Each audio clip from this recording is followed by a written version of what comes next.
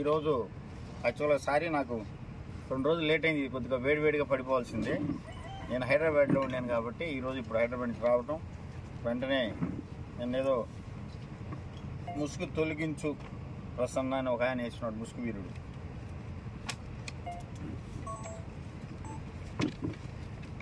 ఎస్టీల్ని మార్చారు. మేము మీకు నెక్స్ట్ టైం మేము వీడియో ద్వారా చూపిస్తాం. ఇప్పుడు లేదు కాబట్టి టీవీ ఇక్కడ బయట పెట్టే పరిస్థితి కాదు కాబట్టి వీడియో ద్వారా చూపిస్తాం. 3 సార్లు మేము ప్రమాణ స్వీకారం చేస్తే 3 సార్లు ఎస్టీ చైర్పర్సన్గా ప్రమాణ స్వీకారం చేయించాం. వైస్ ప్రెసిడెంట్నే పెట్టాం. కానీ ఎక్కడైనా ఆనవాయితీ ఎస్సీలు కానీ ఎస్టీలు కానీ చైర్మన్గా ఉంటే వైస్ ప్రెసిడెంట్గా ఉండేవాళ్ళు వైస్ ప్రెసిడెంట్గా ఉంటారు, అదర్ క్యాస్ట్ అగ్రవర్ణాల వాళ్ళు. ఆ ఉద్దేశంతో పెట్టినారా కానీ మేము రిజర్వేషన్లు ఎక్కడా మార్చలా. మేము ప్రమాణ స్వీకారం చేసినప్పుడు ఎక్కడైనా సరే ఎస్టీలే ప్రమాణ స్వీకారం చేశారు. మరి రాని ముందుగా మీరు కూడా ఏదైతే వాస్తవాలు ఉన్నాయో అదేవిధంగా ఎస్సీల చేత ప్రమాణ స్వీకారం చేయించండి చైర్మన్గా. వైస్ చైర్మన్ కాబట్టి మీరు ఏ కురాలకైనా ఇచ్చుకుని మేము కాదంటోలా. ఏదైతే ఎస్సీలకి కేటాయించబడ్డదో దాని గురించి మేము మాట్లాడాం కానీ మరి వేరే విషయం మాట్లాడలేదు. దీంట్లో ముసుగు తీసుకోవాల్సిన రావాల్సిన అవసరం లేదు. రమ్మంటే ఆడికైనా సిద్ధం. నువ్వు ఒక వార్డు మెంబర్గా గెలవకుండా ఒక 6 సార్లు ఎమ్మెల్యే గెలిచిన వ్యక్తిని ముసుగు తీసుకురమ్మంటున్నావు. ఒక్కసారి కూడా ప్రసన్న కుమార్ రెడ్డికి నీ యొక్క ఎలక్షన్లో నీ యొక్క సహాయ సహకారాలు అందించలా. పై నువ్వు ఎప్పటి నుంచో ఎలక్షన్ చేయడానికి ముందుకు వచ్చావు. నీకు తెలిసి నీ వయసు ఎంతో కూడా తెలియకుండా నువ్వు మాట్లాడుతూ ఉండవు. ముసుగు తీసుకురావాల్సిన అవసరం లేదు నాయన. నేనేం వచ్చేసి అడ్డం పెట్టుకోవాల్సిన అవసరం లేదు. నేనేం ఆట బొమ్మను కాదు ఆడిచ్చేవాడిని, ఒకసారి గుర్తు పెట్టుకో వంశీ. ఆట బొమ్మను కాదు ఆడిచ్చేవాడిని ఒకసారి గుర్తు పెట్టుకొని. నేను ప్రెస్ మీట్ పెట్టేటువంటి రైట్స్ నాకు జగన్మోహన్ రెడ్డి ఇచ్చినారు. ఇక్కడ కాదు ఈ జిల్లాలో ఎక్కడైనా సరే ప్రెస్ మీట్ పెట్టి ఈ ప్రభుత్వం చేస్తున్నటువంటి అవినీతి అక్రమ దౌర్జన్యాల మీద పోరాడేటువంటి వ్యక్తిని చలపతిరావుగా మాట్లాడుతూ ఉన్నాను. కాబట్టి ఇంకసారైనా నోరు అదుపులో పెట్టుకొని మాట్లాడండి. మీకు చాలా మంది రైటర్స్ ఉన్నారు, చాలా మంది మేధావులు ఉన్నారు నీ దగ్గర. ఒకసారి కూర్చో మాట్లాడుకు. ఏం మాట్లాడినాడు? ఈ యొక్క 3 నేను చేసిన తప్పులు ఏ పార్టీలో ఉన్నప్పుడు చేశాను? తెలుగుదేశంలో ఉన్నప్పుడు చేశానా, వైఎస్ఆర్సీపీలో ఉన్నప్పుడు చేశానా? వైఎస్ఆర్సీపీకి దేనికి పోయాను? ఒక అండ కోసం పోయాను, ఒక నీడ కోసం పోయాను, ఒక సెక్యూరిటీ కోసం పోయాను అని నువ్వే చెప్పుకో.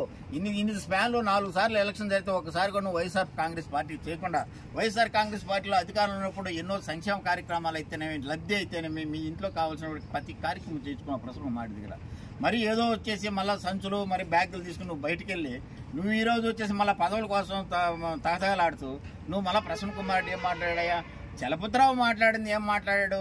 ఈ నియోజకవర్గంలో ఉన్నటువంటి ఏఎంసీ గురించి నేను మాట్లాడితే అరే ముసుగు తీయమంటారు ఒక ఆయన వచ్చేసి ఇంకో దుప్పటి కప్పుకోమంటారు. ఏం మాట్లాడుతున్నారు? మీరు ఏం మాట్లాడుతున్నారంట? ఏం జవాబు చెప్తారు రేపు ప్రజలకి? ఇప్పుడు ఈ ప్రెస్ మీట్కి ఏం జవాబు చెప్తారు? నేను అడిగిన దానికి సమాధానం ఏంటి? మీరు చెప్పేది ఏంటి? అదేమనంటే పీపీఆర్ మేము ఏం మాట్లాడేది? పెద్ద మనిషి అని చెప్తున్నాం. ఎంతసేపటికి ఫౌండేషన్ మేము కాదన్నావా? పేదలకు సహాయం చేస్తున్నారు కాదంటాం లేదే. మరి కొసకొచ్చేదానికి ఒక శీర్షికలో వీపీఆర్ గురించి మీరు అపనిందలు వేస్తారు. మేము ఎప్పుడు ఇలా వీపీఆర్ గారు విద్యపరంగా అయితేనేమి, మరి ఆరోగ్యపరంగా అయితేనేమి, మరి ట్రైసైకిల్ అయితేనేమి, మరి నీటి వసతి కల్పిస్తున్నాడు. ఇప్పుడు కాదు, మా పార్టీలో ఉన్నప్పుడు కూడా కల్పిస్తున్నాడు. ఆయన దీనికన్నా ముందు వైఎస్ఆర్సీపీ రాజ్యసభ సభ్యులు మర్చిపోయినట్టున్నావు తమ్ముడో. అప్పుడు కూడా ఆయనకి ఇదే ఉన్నాయి, మేము కాదంటోలా.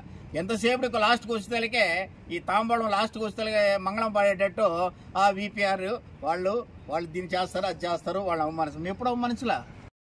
దానం చేస్తున్నారు, వాళ్ళని దానంగా అట్నే చూస్తాం. వాళ్ళు ఎన్ని పార్టీలు మారినా వాళ్ళు చేస్తున్న కార్యక్రమాల గురించి ఎవరు ప్రజలు మర్చిపోరు. అంతేగాని మీ యొక్క తానాలో లాస్ట్లో వచ్చి మంగళం శీర్షికలో లాస్ట్లో ఏం పెడుతున్నారు?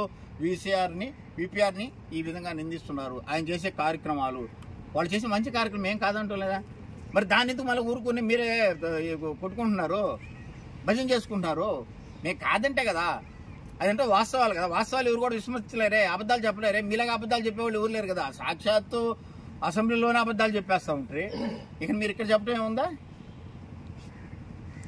మేమే సాక్షాత్ నేను ప్రసన్న కుమార్ ఇద్దరం కలిసి అప్పుడు మాకు వీపీఆర్ గారు రాజ్యసభ సభ్యులుగా ఉండగా 2024 జనవరిలో ఆయన ఇంటికి వెళ్ళి, సార్ మీరు ముఖ్యమంత్రి జగన్మోహన్ రెడ్డితో సన్నిహితంగా ఉంటారు, మీకు చాలా చదువు ఉంది, మనకు రావాల్సినటువంటి షుగర్ ఫ్యాక్టరీ రావాల్సిన జీతాలు మీరు కూడా కొంచెం చెప్పండి సార్ అంటే తప్పకుండా చెప్తాను ప్రసన్న అని చెప్పినాడు ఆ రోజు. మరి ఆయన కూడా ప్రయత్నించినాడు. మరి ఆ రోజు పరిస్థితుల్లో ఒకసారి అన్ని ఇచ్చుకుంటా పోతే లాస్ట్లో మిగిలింది అయితే దీన్ని కూడా ఇద్దామని చెప్పేసి మరి ఒక నిర్ణయం తీసుకున్నప్పుడు వెంటనే ఎలక్షన్ కమిషన్ మళ్ళీ వచ్చి మనకి ఎలక్షన్ అనౌన్స్ చేయడం, దాంట్లో రాకుండా పోయింది. దాన్ని కూడా కమిషన్ తీసుకొని ప్రసన్న కుమార్ రెడ్డి గారు ఇవన్నీ ఆపారు అంటున్నారు. దానికి వీపీఆర్ గారే ప్రత్యక్ష సాక్షి. ఆయన దగ్గరగా పోయాం మేము. అయ్యా మీరైతే బాగా చదువుగా ఉంటారు, ఒకసారి చెప్పండి, నాకు ఒకసారి చెప్పి ఉన్న వాటిలో ఇది ఇప్పించండి, ఇప్పిస్తే బాగుంటుంది, మనకు కూడా మంచి మైలేజ్ ఉంటుందని చెప్పాం. దానికి ఆయన అంగీకరించాడు, ఆయన కూడా పోయినాడు, మాట్లాడినాడు. అంత మాత్రాన కమిషన్ కోసం ఆపినాడంటే మరి ఆయన నిర్ధారణ కూడా ఉంటుంది కదా, ఆయన మనసులో కూడా ఉంటుంది కదా, ఆయన కూడా తెలిసి ఉంటుంది కదా ఇటువంటి ఈయన కమిషన్ కోసం ఆపారనే విషయం. మరి నువ్వు మాట్లాడిస్తే ఎట్టండి?